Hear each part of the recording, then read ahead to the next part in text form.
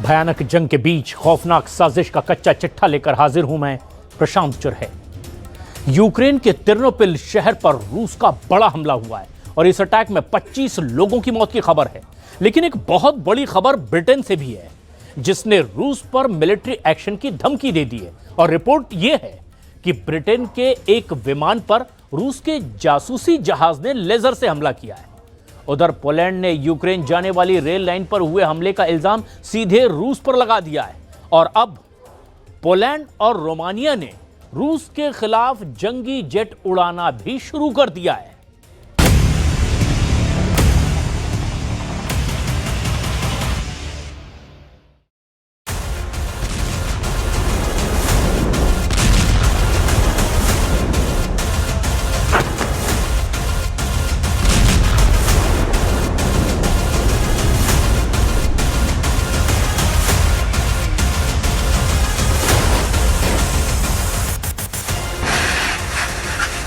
युद्ध की त्रासदी ऐसी दिखती है, जलती, धधकती, भयावह, जहां जिंदगी की कोई बिसात नहीं होती, जहां होती है सिर्फ मौत, सिर्फ बारूद, सिर्फ आग। झुलसते इंसान, बर्बाद होता मुल्क। लेकिन ये त्रासदी एक मुल्क तक सिमटने वाली भी नहीं, ये आग कई देशों तक फैलने लगी है। रूस के दुश्मन देशों का एक एक करके नंबर आ गया है, क्योंकि ट्रंप की कुख्यात मिसाइल से रूस पर हमला हो गया है। ज़ेलेंस्की ने सुपर पावर को पुतिन से भिड़ा दिया है। रोमानिया रूट से यूरोप में घुसने लगा है रूस। नेटो को सबूत के साथ भयानक सजा देंगे पुतिन।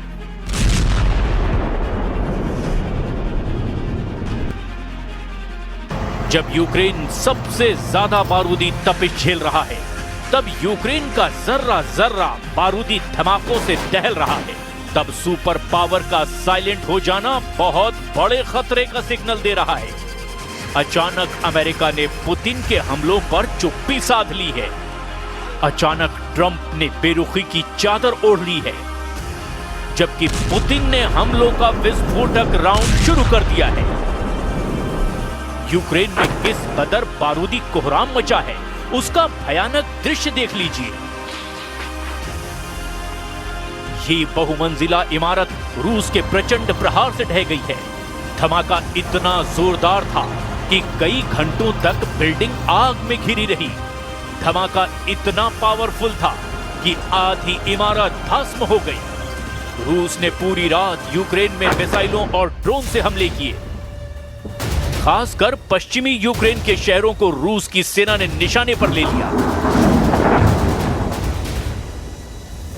ये चलता हुआ बहुमंजिला अपार्टमेंट टेर्नोपिल सिटी का है, जहां रात में हुए हमले में 25 लोगों की मौत हुई है। हमले के बाद राहत बचाव में जुटे दमकल कर्मियों ने जलते अपार्टमेंट से 40 से ज्यादा घायलों को बाहर निकाला। रूस के हवाई हमले में टेर्नोपिल के अपार्टमेंट मटिया मेट हो गए। वहीं खार्किव में रूस पर अस्पताल पर ड्रोन से बमबारी के आरोप लगाए जा रहे हैं। ये हाहाकार उसी अस्पताल का है जहां 39 लोग बारूदी प्रहार से जख्मी हो गए। रूस के ताबड़तोड़ हमलों से बचने के लिए यूक्रेन की राजधानी कीव में लोगों ने अंडरग्राउंड मेट्रो स्टेशन में पनाह ले रखी है। Почали спускатися метро, коли уламки або шахеди десь поблизу влучали. Це була і ударна волна, і взагалі це дуже страшно. Коли така дивишся на ту вирву в землі і не можеш себе до ладу привести. В них така мета – знищити націю, знищити українців. Тому вони роблять все для того, щоб це все здійснити. पुतिन आर्मी के भीषण हमलों के बीच अब यूक्रेन के नेशनल गार्ड चीफ ने अमेरिका और नेटो से ज्यादा हथियारों की मांग की है। ओलेक्सांद्र प्यूनेंको ने रूस से लड़ने के लिए ज्यादा से ज्यादा तोपखाने की डिमांड दोहराई है। У випадку соразмірність, скажімо так, ресурсів двох країн, вони в рази менше, ніж наша, звісно, в рази менше, тому нам потрібно воювати технологічно. А це наземні роботизовані комплекси, це дрони, Ну і в принципі, якби і артилерія. Скільки б не було війн, знаєте, артилерія буде виконувати завжди задачі, тому що це дійсно Бог війни. Тому що погоди немає, артилерія працює. यूक्रेन फोर्स के टॉप कमांडर हताश हो चुके हैं। सभी बार बार हथियारों की किल्लत के साथ वार जोन में पेश आ रही मुश्किलों का ब्यौरा दे रहे हैं। जमीनी लड़ाई में यूक्रेन की सेना बैकफुट पर आ गई है, क्योंकि गीली मिट्टी वाले बैटल ग्राउंड में युद्ध के लिए हथियार यूक्रेन के पास कम पड़ने लगे हैं। तो क्या इसी वजह से अमेरिका की लॉन्ग रेंज मिसाइलों से यूक्रेन ने रूस के अंदर हमले तेज कर दिए हैं? ये तस्वीर देखिए, रूस ने इसे रिलीज किया है इस दावे के साथ कि ये अमेरिका की मिसाइल है। यूक्रेन ने लंबी दूरी तक धमाका करने वाली ऐसी 4 मिसाइलों से रूस को दहलाने की कोशिश की। रूस के वोरोनेज शहर पर 4 ATACMS मिसाइलों से यूक्रेन ने हमला किया। रूस के रक्षा मंत्रालय ने दावा किया कि अमेरिका की लंबी दूरी तक हमला करने वाली सभी मिसाइलों को S-400 से मार गिराया गया। रूस ने ट्रंप की मिसाइल का शिकार S-400 के साथ पैंटर मिसाइल और गन सिस्टम के संयुक्त हमले से किया है। अमेरिकी मिसाइलों के चीथड़े उड़ाने के बाद रूस ने उसके कबाड़ का वीडियो भी जारी कर दिया। रूस ने यह भी बताया कि ये सभी मिसाइलें यूक्रेन के खार्किव से लॉन्च की गई थी। जैसे ही लॉन्ग रेंज मिसाइल से हमले का अलार्म रूस में आया, जवाब में पुतिन की सेना ने स्कंदर-M मिसाइलें दाग दी। जनवरी 2025 के बाद ये पहली बार है जब यूक्रेन ने रूस के अंदर लंबी दूरी की मिसाइलों से धमाके किए हैं। जनवरी में पुतिन ने पश्चिमी देशों के मिसाइल से हुए हमले के जवाब में हाइपरसोनिक मिसाइलों से पलटवार किया था। अमेरिकी ATACMS और ब्रिटेन के स्टॉर्म शैडो मिसाइलों से हमले होने पर पुतिन ने एटम बम से जवाब देने की धमकी दी थी। तब हमले पर ब्रेक लगा दिया गया था।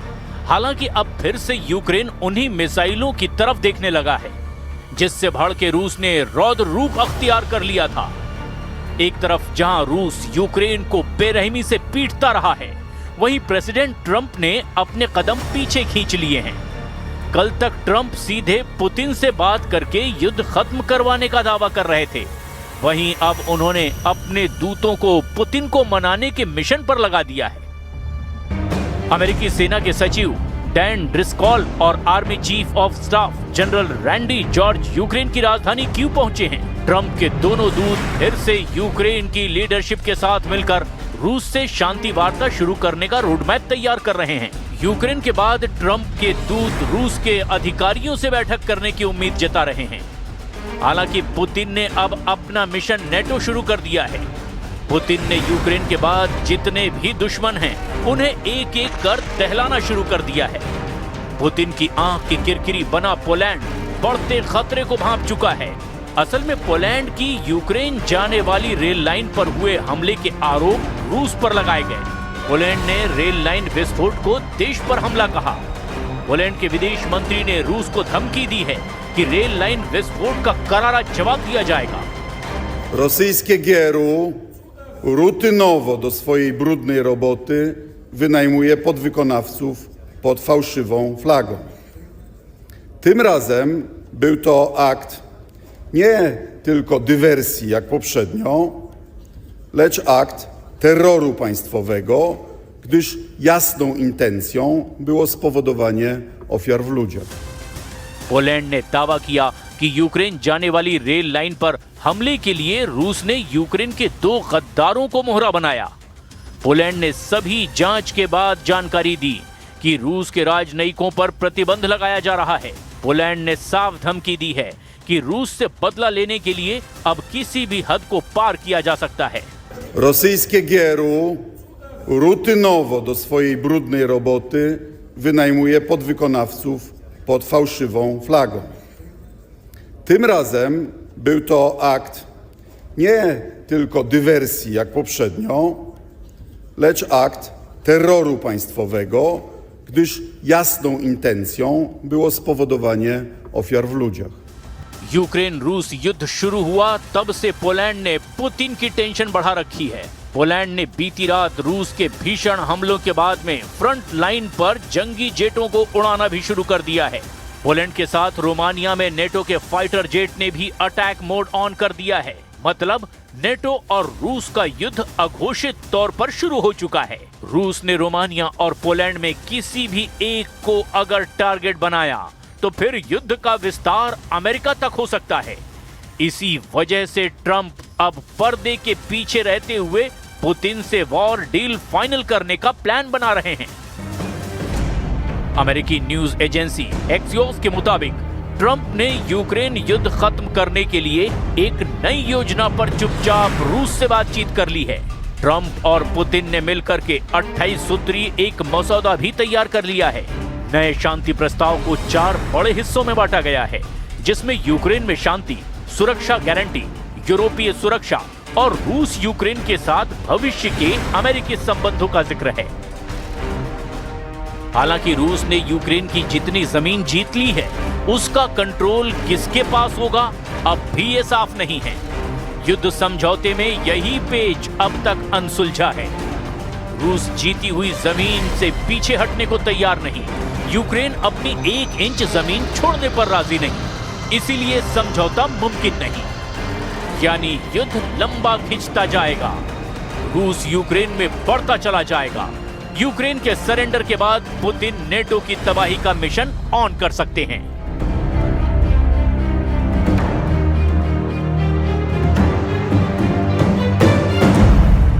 वे 2 बहुत बड़े फैसलों ने इजराइल और ईरान दोनों को बहुत ज्यादा परेशान कर दिया है।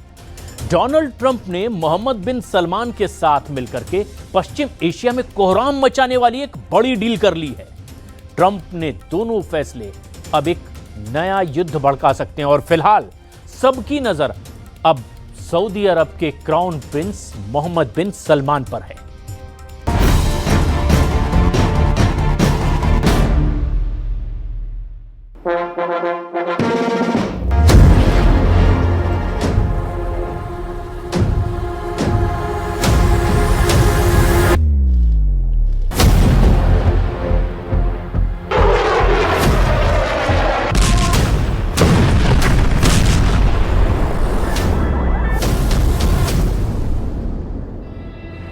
अमेरिका में इस मीटिंग ने दुनिया के 2 बहुत बड़े दुश्मनों को बेचैन कर दिया है।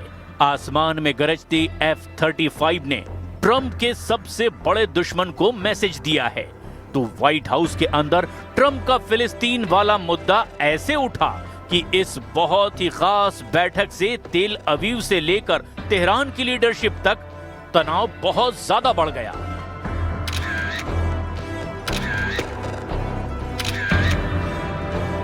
इन दोनों पावर सेंटर में तनाव का मीटर रिकॉर्ड तोड़ रहा है। सलमान और ट्रंप की मीटिंग के पीछे असली मकसद क्या है, ये इजरायली प्रधानमंत्री नेतन्याहू के लिए भी उतनी ही बड़ी पहेली है जितना बड़ा सरप्राइज ईरान के सर्वोच्च नेता अली खामनेई के लिए है। पश्चिम एशिया के आने वाले दिन कितने विस्फोटक होने वाले हैं, इसे समझना भी बहुत जरूरी है, क्योंकि यहाँ F-35 से लेकर फिलिस्तीन, ये 2 ऐसे मुद्दे हैं जिन्हें लेकर न सिर्फ ईरान में बल्कि इजराइल के अंदर भी कोहराम मचने वाला है। अली खामनेई जानते हैं कि F-35 का इस्तेमाल ईरान के खिलाफ होगा और नेतन्याहू का दावा है कि फिलिस्तीन उनके जीते जी नहीं बनने दिया जाएगा। Well, I just said it though. I mean, we're going to sell them F-35s. That's the end of the question, I guess. जब व्हाइट हाउस में सऊदी अरब के क्राउन प्रिंस मोहम्मद बिन सलमान का शाही स्वागत हो रहा था, उसी वक्त नेतन्याहू ने लेबनान में उस रिफ्यूजी कैंप पर दागे बहुत ही खतरनाक बम, जहां फिलिस्तीनी शरणार्थी रहते हैं। यानी नेतन्याहू ने मैसेज दे दिया कि फिलिस्तीन के मुद्दे पर वो सबसे बड़ा युद्ध शुरू करने में जरा भी देरी नहीं लगाएंगे। लेबनान के सिदोन में हुई इजराइल एयर स्ट्राइक में कम से कम 13 लोगों की मौत हो गई। एक तरफ सलमान फिलिस्तीन देश बनाने की बात कर रहे हैं, वहीं नेतन्याहू लेबनान में फिलिस्तीनी शरणार्थी कैंप पर हमला करके बता रहे हैं कि फिलिस्तीन देश को बर्दाश्त नहीं करेंगे, ना ही हिजबुल्लाह को बख्शेंगे। ההתנגדות שלנו למדינה פלסטינית בשטח כלשהו מערב לירדן. ההתנגדות הזאת קיימת ושרירה, היא לא השתנתה כהוא זה.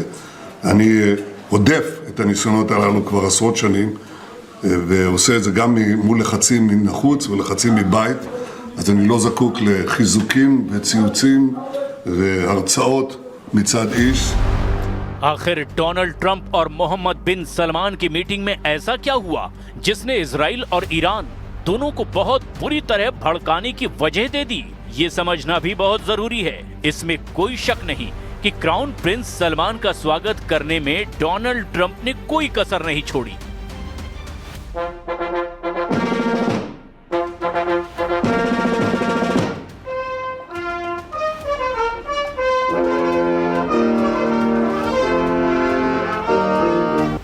किसी शादी में जो दर्जा बैंड बाजा बारात का होता है, उसी तरह का जोश ट्रंप ने इस डिप्लोमेटिक मीटिंग में दिखाया।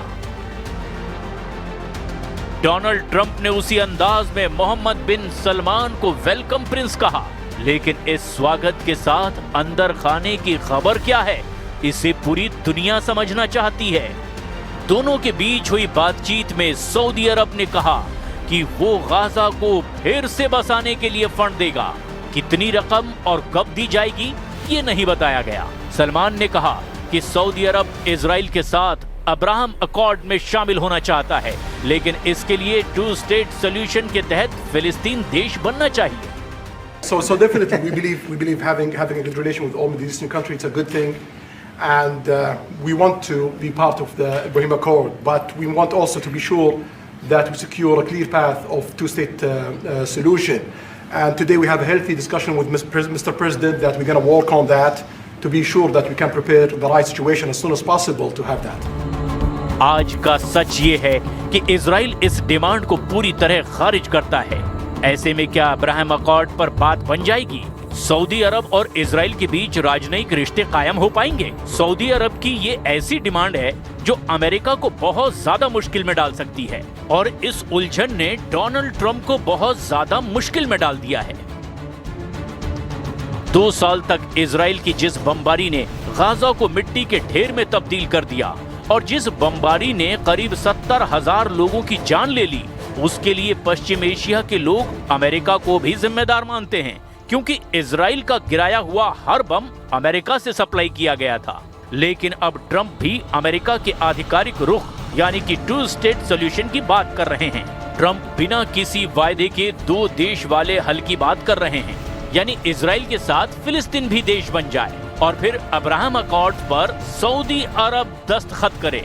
लेकिन क्या इजराइल ऐसा मुमकिन होने देगा? You know, I don't want to use the word commitment, but we've had a very good talk on the Abraham Accords. We talked about 1 state, 2 state. You know, we talked about a lot of things in a short period of time. We'll be discussing it further too. But I think you have a very good feeling toward the Abraham Accords. दरअसल फिलिस्तीन को लेकर मोहम्मद बिन सलमान के रुख के पीछे Iran की एक चिट्ठी बताई जा रही है। अमेरिका दौरे से पहले ईरान के राष्ट्रपति मसूद पजेश्कियन ने सलमान को एक चिट्ठी लिखी थी। इस चिट्ठी की टाइमिंग को लेकर पूरी दुनिया में ये हेडलाइन बनी। ईरान से लेकर अमेरिका और अरब वर्ल्ड से लेकर इजराइल तक इस चिट्ठी की चर्चा हुई। बताया गया कि ईरान ने अमेरिका और सऊदी अरब के बीच होने वाली किसी भी डील को लेकर ईरान की फिक्र जाहिर की और अब्राहम अकॉर्ड्स पर भी चिंता जाहिर की गई। ऐसे में ट्रंप और सलमान की मीटिंग में ईरान को सबसे ज्यादा किस बात से झटका लगा है, वो भी समझने की जरूरत है। सलमान के स्वागत के दौरान डोनाल्ड ट्रंप की वायुसेना ने ये फॉर्मेशन दिखाई, जिसमें F-35 स्टेल्थ फाइटर जेट शामिल हुए। अमेरिका और सऊदी अरब के बीच 86 लाख करोड़ रुपए की डील हुई। 86 लाख करोड़, इसमें सिविल न्यूक्लियर एनर्जी के अलावा सबसे बड़ा नाम F-35 का है। ट्रंप ने कहा कि सऊदी अरब को वही F-35 दिया जाएगा जो उसने इजराइल को सप्लाई किए हैं। अब सवाल ये है कि सऊदी अरब को मिलने वाला F-35 किसके खिलाफ काम आएगा? सऊदी अरब किस दुश्मन के खिलाफ इसे इस्तेमाल करेगा? ट्रंप ने इशारे ही इशारों में कहा कि ऐसे ही बेहतरीन हथियारों से ईरान पर बहुत कामयाबी से हमला किया गया था। They're going to purchase F-35s. They're buying them from Lockheed, and it's a great plane. We make, by the way, the best military equipment. You saw that during the Iran little skirmish. We make the best planes, the best missiles. We make the best defensive missiles. We make the best military equipment in the world. F-35 America का 5वीं पीढ़ी का stealth fighter jet है। ये लड़ाकू विमान radar की नजर में नहीं आता। इसी फाइटर जेट से इजराइल ने 13 जून को ईरान की पूरी मिलिट्री लीडरशिप को खत्म कर दिया था।